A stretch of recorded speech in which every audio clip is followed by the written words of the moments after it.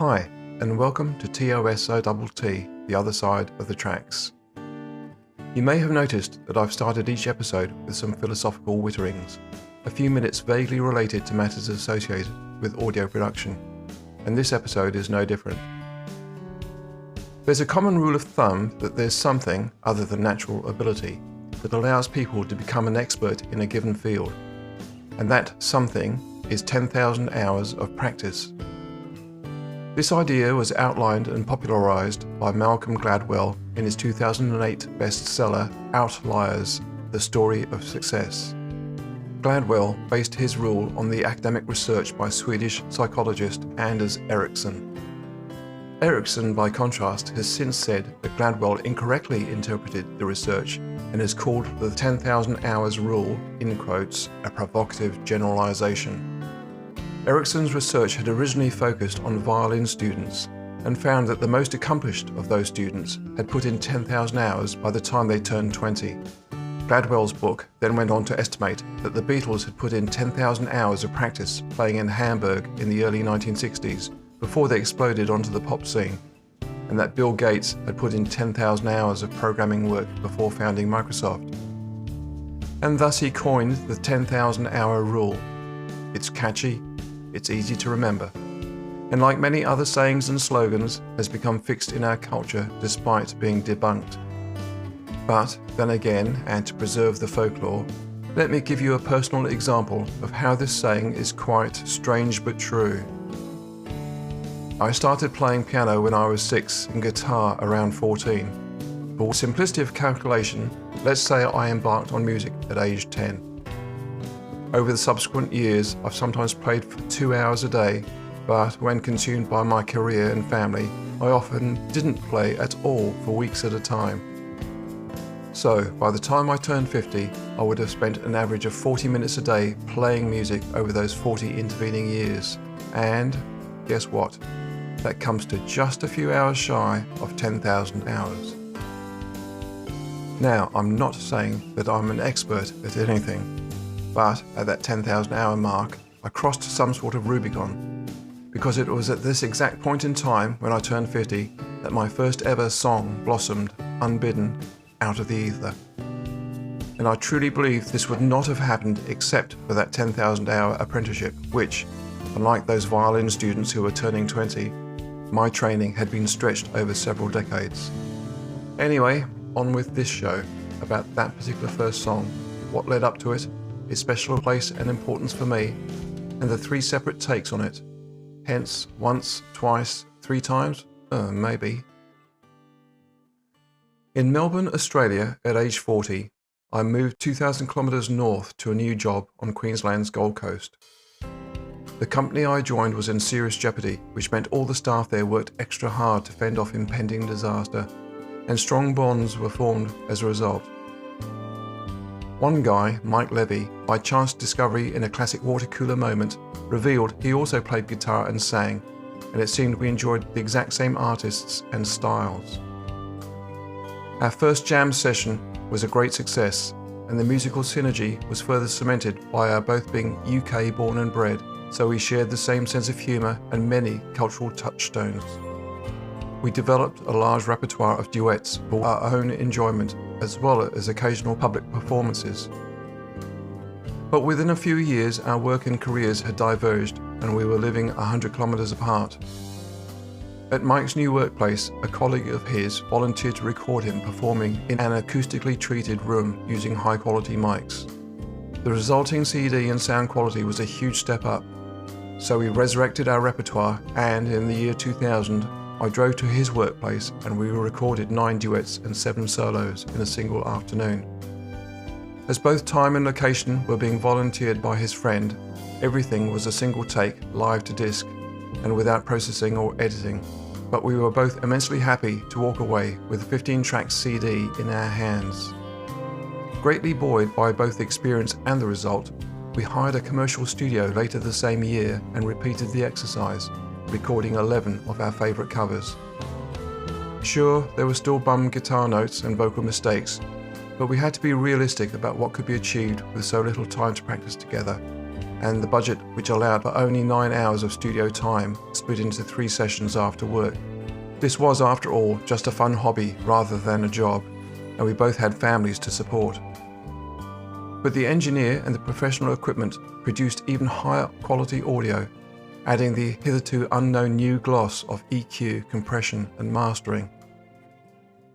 Really happy with this more refined CD, we assumed this was to be the pinnacle of our combined musical journey and we would return to our normal lives.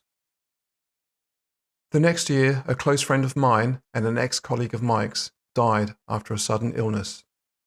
I felt guilty that I had never expressed my affection and admiration to his face. Men from English cultures may be very good at having good times and laughs with friends, but are generally very reserved when it comes to expressing personal feelings. My own eulogy for his funeral touched on friendship, admiration, and also making the most of life while you have it. While writing, I realised that many of the words had the rhythm and structure typical of song lyrics. So I rewrote them specifically as lyrics and sent them to Mike. Almost by return of mail, he created a guitar-based acoustic folk song, the first he'd ever written. He was so chuffed with his creation that he rang me, played it over the phone, and then, the very next day, drove the 200 kilometres round trip to play it for me in person. Things were really buzzing, and we had the core of a solid song, but it lacked structure. But with a few adjustments and embellishments, the verse and chorus became better separated, a cascade of chords made for an intro and breaks. The chorus received a harmony part, and a bridge or middle 8 was added. Finally, an instrumental break and a coda rounded it all off. We agreed on the title, Fields and Sunny Skies, a phrase used only once in the lyrics, yet encapsulated the song's essence.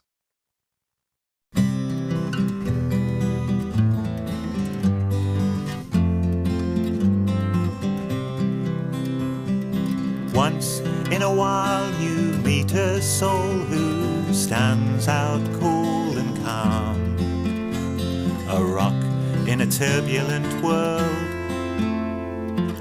a shield against the storm.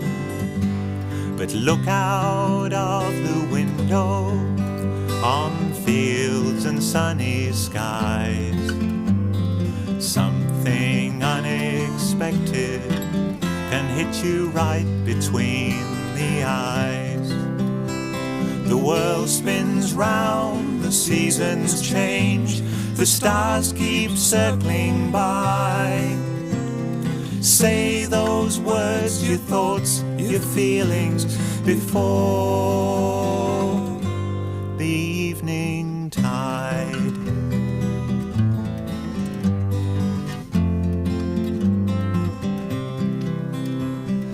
Have you made the most of your life? Sometimes it slips through your hands and dies. Life is just a streak of luck, it's really just a game. We're all tumbling dice, remarkably the same. Some remain in motion, and some just seem to stand. Others swept up early by a quite indifferent hand. The world spins round, the seasons change, the stars keep circling by.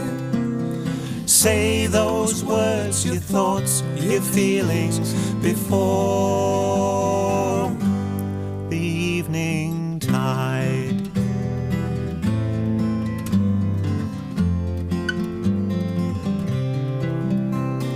Have you made the most of your life?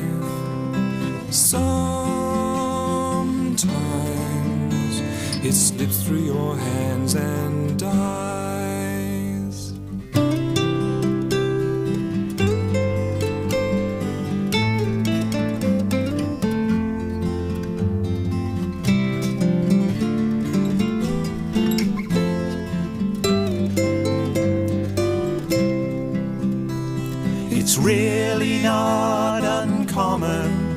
so you shouldn't be surprised. A simple life is shattered. Life opens up your eyes.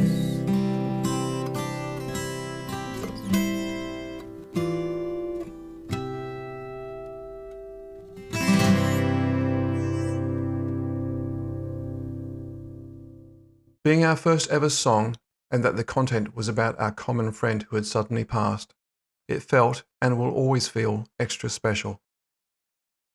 If asked to comment on how I started down the songwriting path, my advice is to have your antenna always ready to firstly be aware of an idea and then to pounce on it, almost an instantaneous reaction.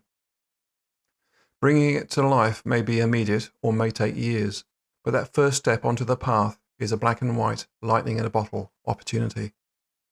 This one song broke some sort of creative barrier that I had not realized was even there. Lyrics began to pour out. One of my weaknesses is that ideas often spring to mind, but I can never recall them, even just a few minutes later. So I was careful to capture these lyrics as they emerged, writing them longhand in a small notebook every morning while I sat having breakfast and bottomless cups of coffee at the local McDonald's on the way to work. Yes, I really suffered for my art. Within a few weeks, I had not only put on extra weight, but also had the basics of a dozen songs, half of which became co-writes. Within a few months, we recorded a 12-track album, our first as singer-songwriters. But the wellspring of creativity for this album and all my subsequent releases would not exist if not for this very first song. And it is the one song, regardless of version, I have asked my family to play at my inevitable memorial. A shield against the storm. For that version, Mike played a Martin D18. I had a newly purchased Takamine 12-string and a Yamaha nylon classical for the break. Mike has the lower main vocal. I did the high harmonies and the bridge. This was before auto-tuning was widely available, let alone used by us. Due to our experience, we did not use a click track. We simply sat across from each other and simultaneously tracked our guitars via direct inject. It still surprises me how closely our fingerpicking stayed together. It could have been a real mess. Then we recorded our vocals one at a time while listening on headphones to the recorded guitars. So now let's forward 20 years to 2020, and I just finished and released my solo album, The Flat White Album. The COVID pandemic was carving its way around the globe. Millions were dying or suffering. The rest of us were like the living dead, stuck in limbo, fearful of getting infected and unable to socialize or travel. So what to do?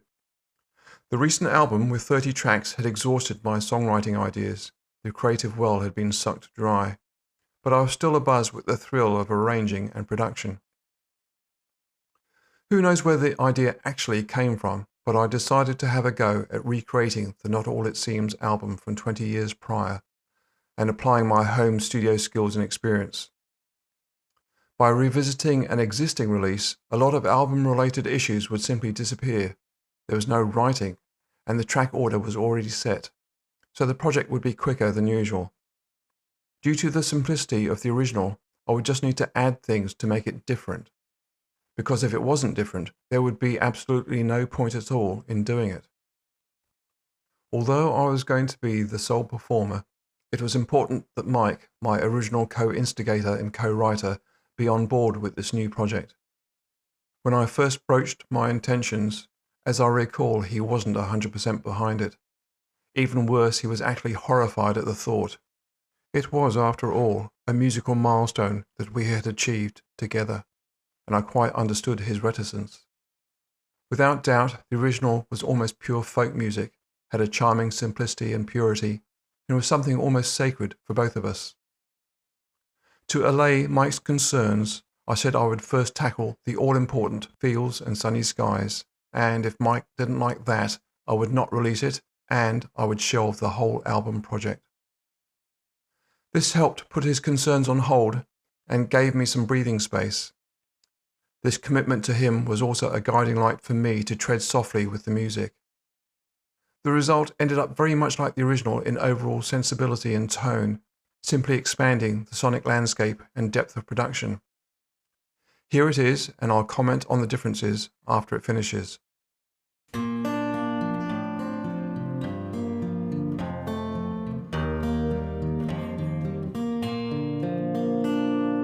Once in a while you meet a soul who stands out cool and calm, a rock in a turbulent world, a shield against the storm. But look out of the window on fields and sunny skies. Something unexpected can hit you right between the eyes. The world spins round, the seasons change, the stars keep circling by. Say those words, your thoughts, your feelings before the evening tide.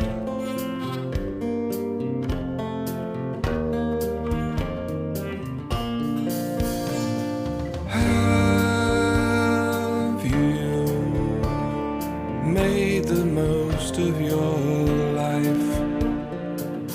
Sometimes it slips through your hands and eyes. Life is just a streak of luck. It's really just a game. We're all tumbling dice, remarkably the same. Some remain in motion, and some just seem to stand. Others swept up early by a quite indifferent hand. The world spins round, the seasons change, the stars keep circling by. Say those words, your thoughts, your feelings before the evening tide.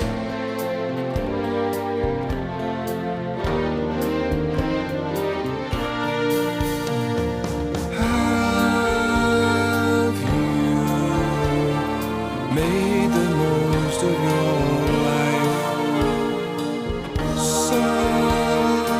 Sometimes it slips through your hands and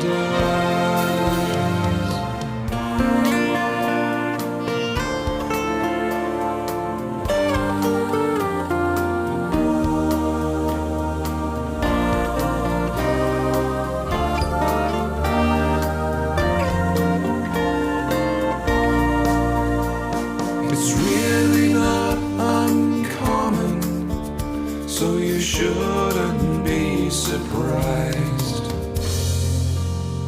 A simple life is shattered. Life opens up your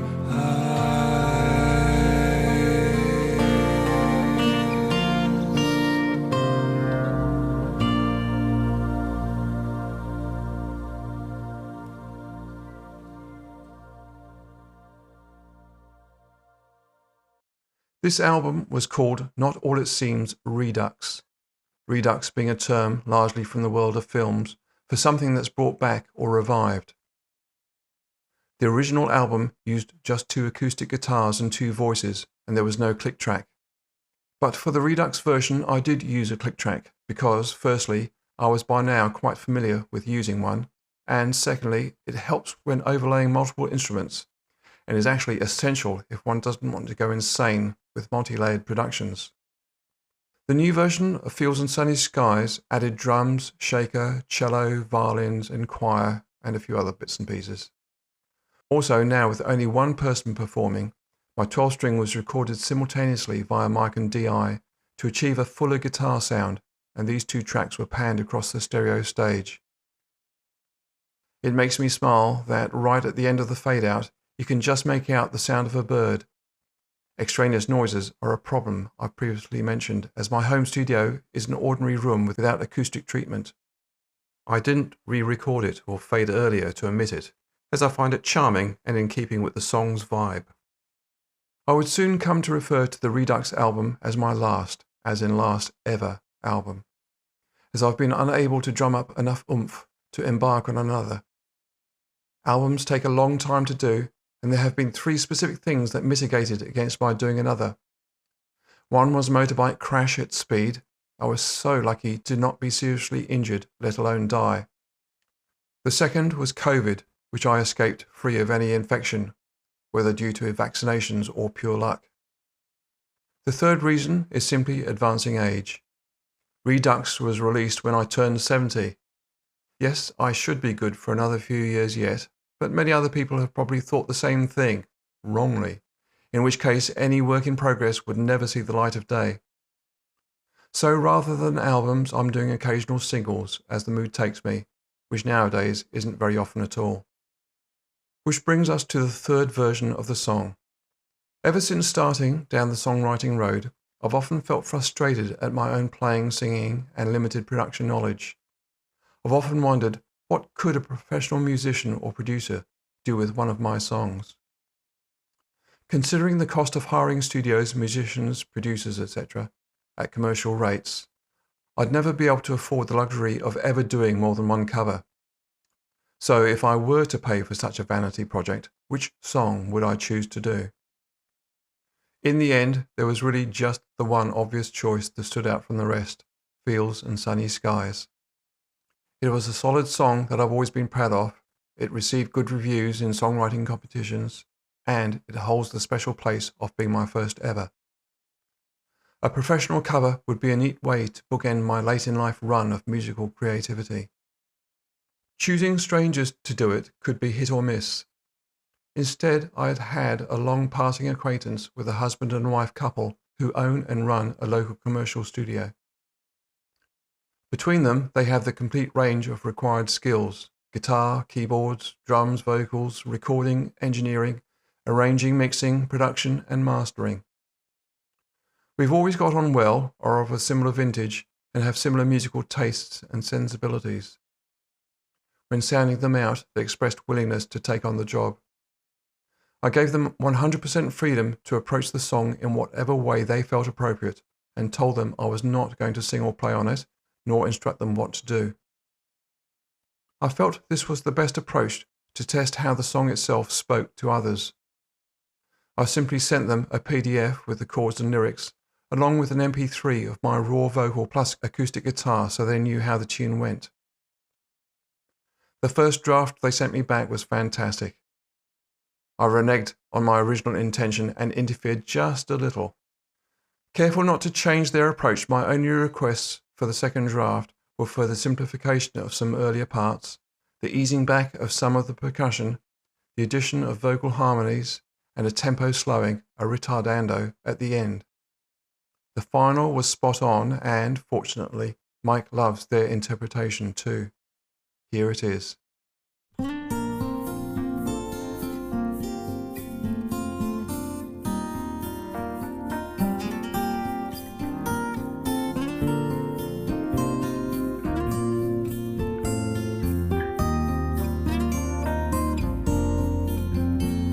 Once in a while you'll meet a soul who stands out cool and calm, a rock in a turbulent world, a shield against the storm.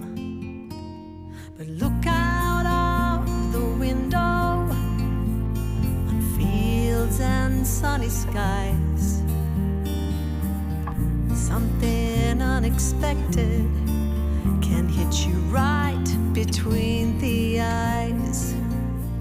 The world spins round, the seasons change, the stars keep circling by. Say those words, your thoughts, your feelings before the evening tide.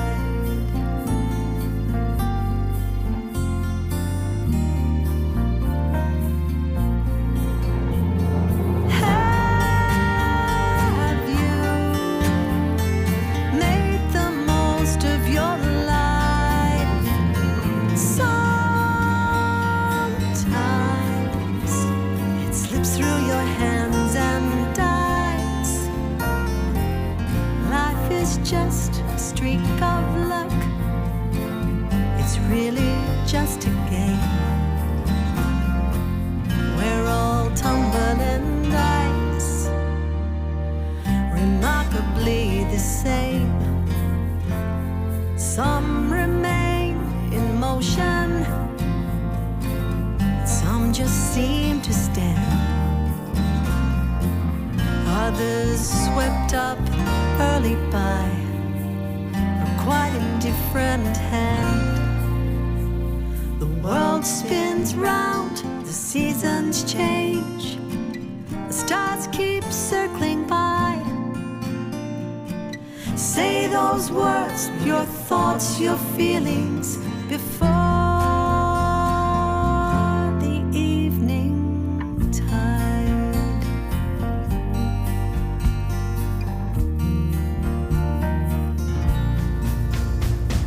Have you made the most of your life? Sometimes it slips through your hands and dies.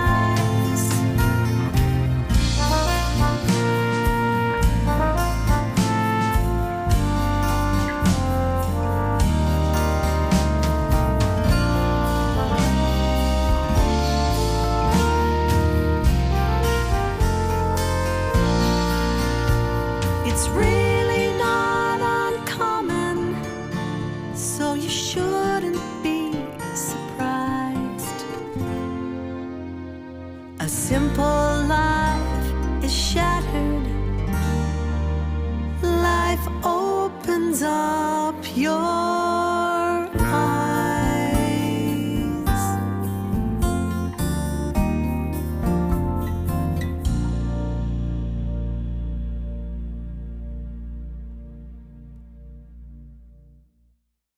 That's all for now. Listener comments are welcome, and I'll answer any questions you leave. I really don't want to make this podcast series a one-man show. I want others to contribute their stories. If you have something to say as a guest presenter, you'd be most welcome to apply via the link in the main show notes, and I'll send you the guidelines to producing your own episode. Thanks for listening. Bye.